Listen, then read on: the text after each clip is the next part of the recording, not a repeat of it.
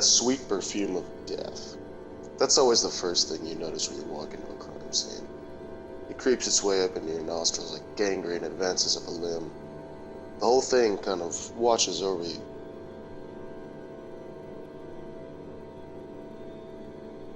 I can handle the scene.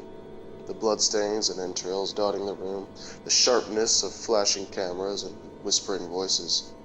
But the smell always gets to me.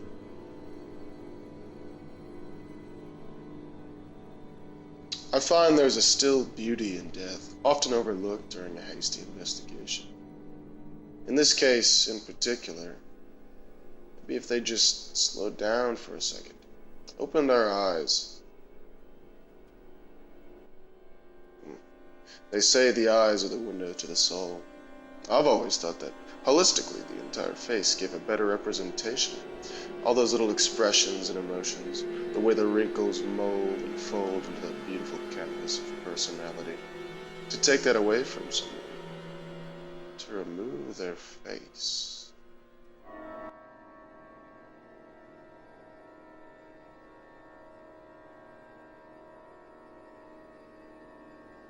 Who was the victim? What sort of person were they in life? Who did they love? And the ultimate question, of course, in the investigation, why would someone destroy not just their life, but take from them their soul as well? Determining who the person truly was, no one may ever know, not even their family, not even their friends. Missing persons, dental records, fingerprints, DNA. These are all tools used to discover only the physical manifestation of a person. Discovering that manifestation can take days of analysis in the lab. In days, the killer can strike again. Always one step ahead.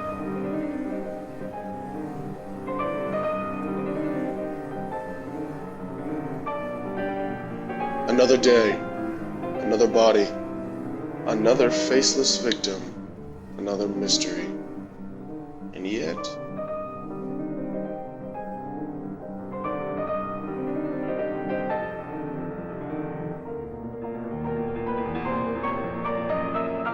and that's where things get a bit tricky.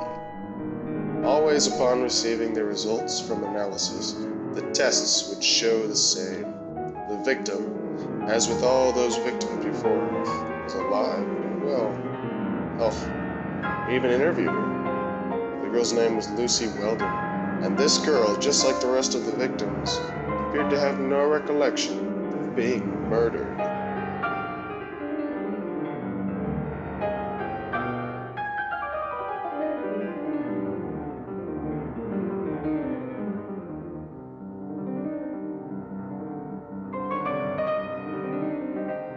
Every time they start the idea on the next victim, everybody knows what's coming. But this time something felt different. Out of place. Like something was sniffing down their necks and they didn't even know it.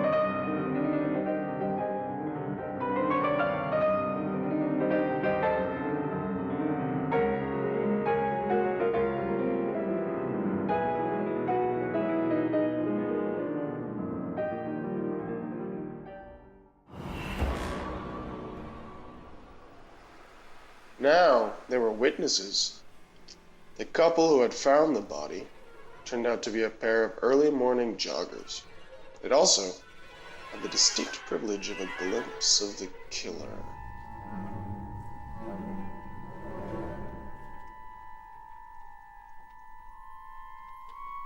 The sun had barely risen when they discovered the body.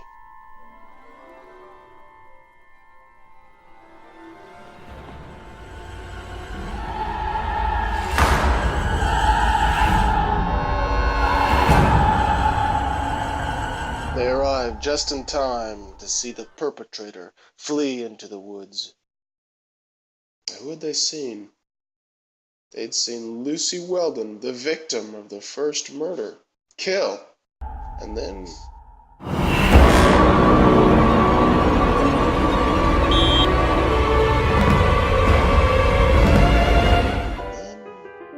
And Miss Weldon? She was nowhere to be found, vanished off the face of the earth. And the cycle repeats. The victim's ID comes in, the supposed victim is perfectly well, and once again, the case goes cold.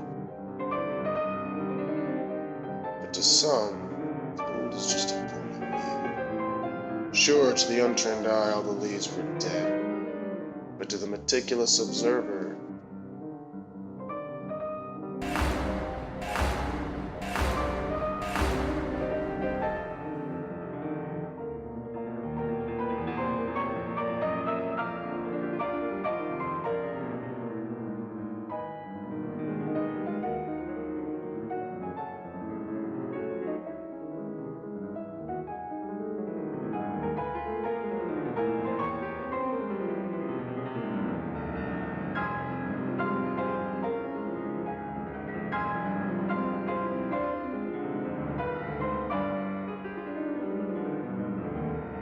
to the careful observer, it was already a pattern, already a prediction, and already a solution.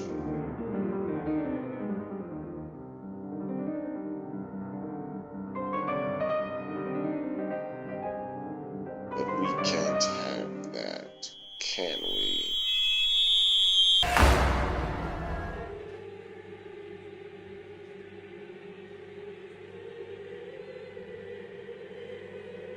Now you understand. Now you know. But you will be the last.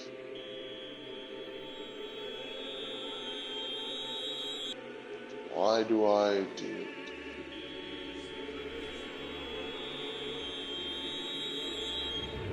I do it because I like it.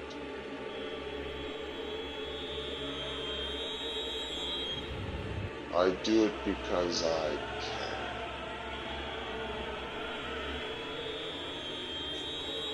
I do it because I am malevolent.